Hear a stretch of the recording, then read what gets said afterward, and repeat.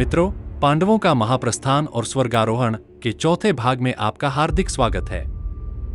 पिछले भाग में आपने देखा जब एक एक करके सभी पांडव हिमालय की यात्रा में गिर पड़े, तब अंत में केवल धर्मराज युधिष्ठिर ही शेष बचे।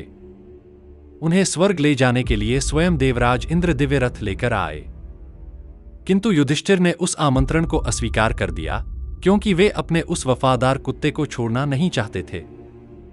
तभी वह कुत्ता स्वयं धर्मदेव के रूप में प्रकट हुए और युधिष्ठिर को स्वर्ग गमन का आदेश दिया।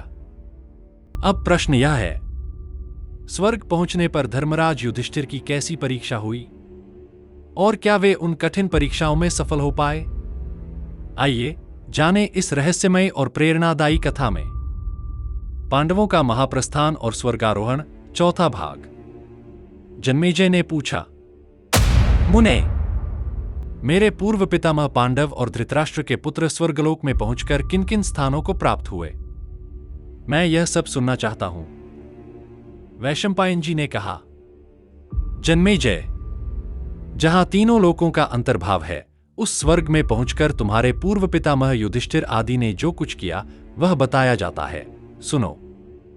स्वर्गलोक में पहुंचकर धर्मराज युधिष्ठिर ने देखा कि दुर्योधन स्वर्गीय शोभा से संपन्न हो तेजस्वी देवताओं तथा पुण्यकर्मा साध्यगणों के साथ एक दिव्य सिंहासन पर बैठकर विरोचित शोभा से संयुक्त हो सूर्य के समान देदीप्यमान हो रहा है।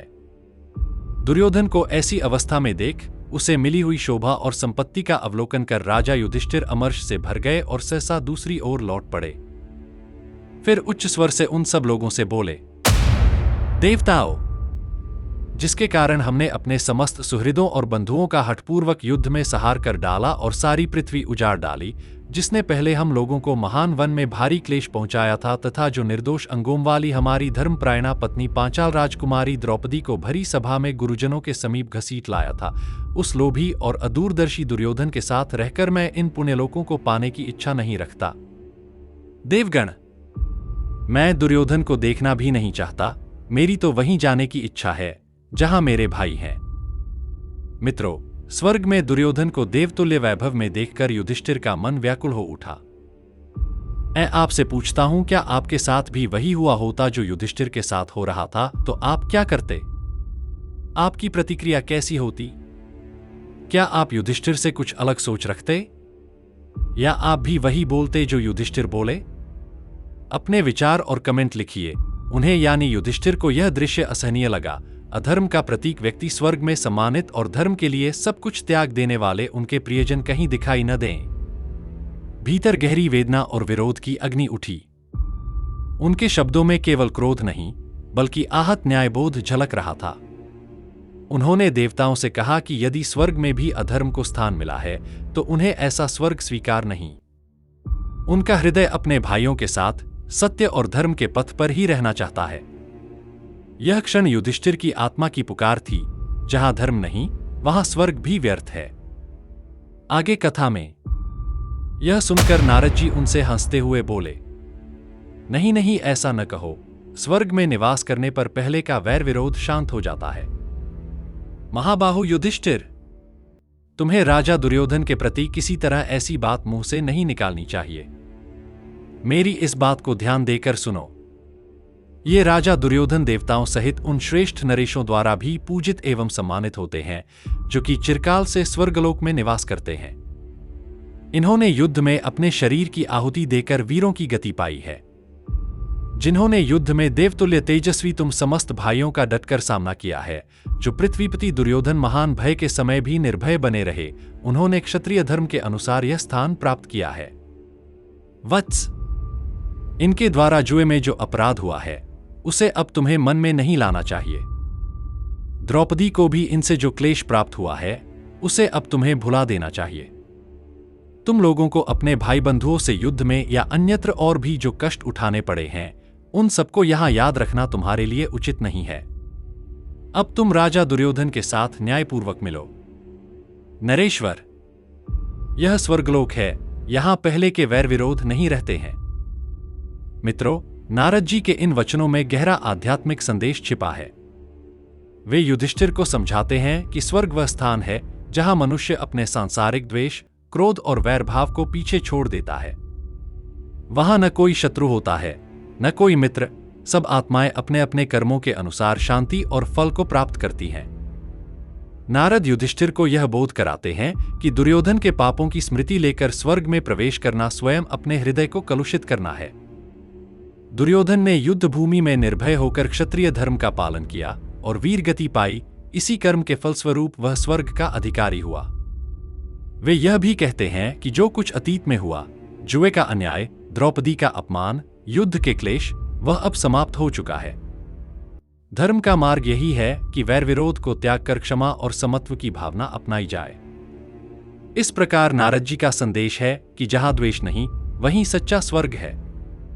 युधिष्ठिर से वे यह अपेक्षा करते हैं कि वे भी अपने हृदय को उस उच्च अवस्था तक उठाए जहां क्षमा ही धर्म बन जाती है।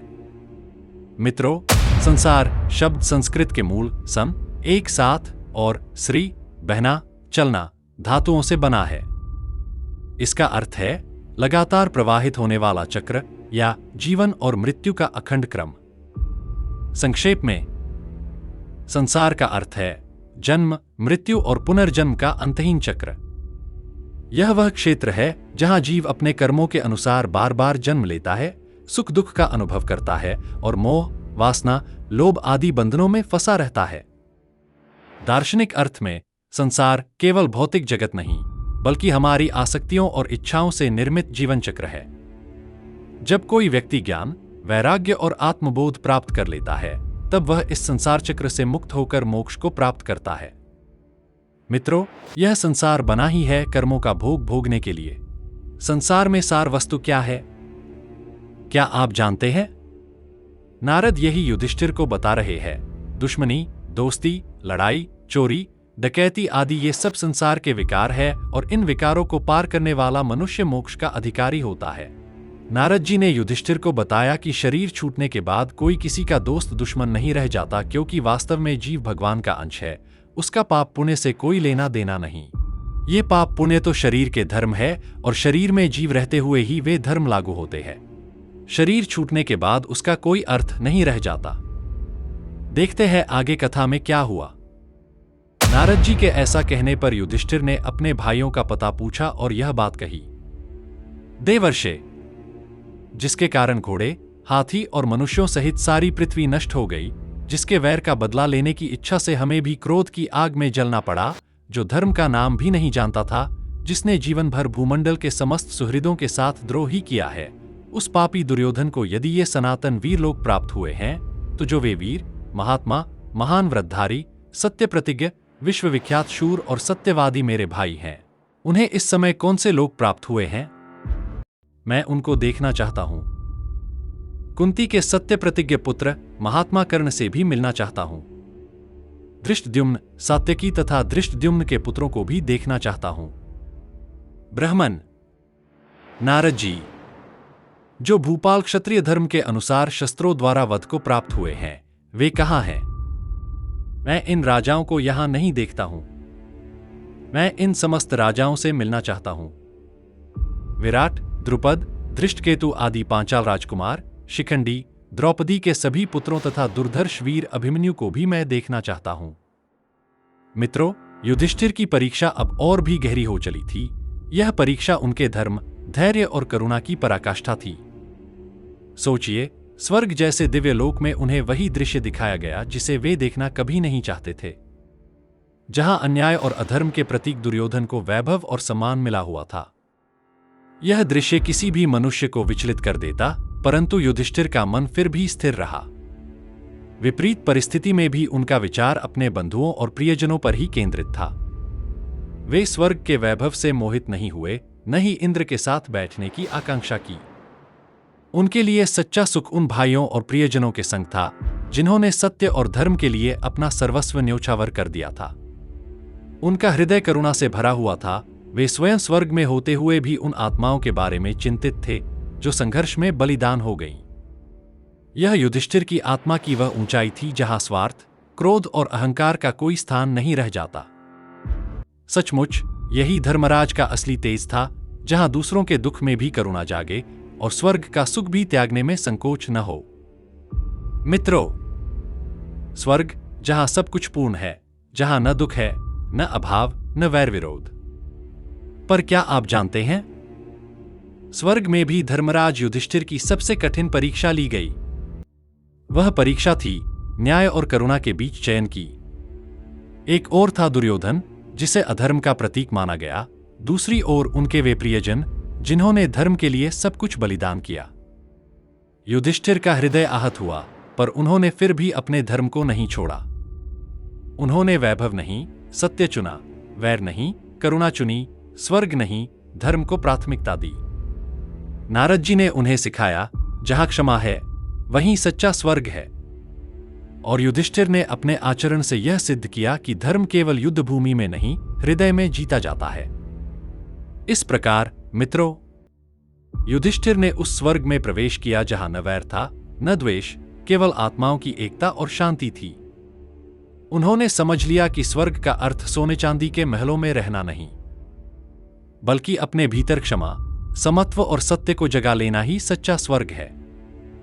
यही है इस भाग का रहस्य। जहां धर्म जीवित है, वहीं स्वर्ग उतर आता है। अगले भाग में जानिए, जब युधिष्ठिर ने अपने भाइयों से पुनर्मिलन किया, तब स्वर्ग में क्या अद्भुत रहस्य प्रकट हुआ। क्या युधिष्ठिर अपने भाइयों से मिले?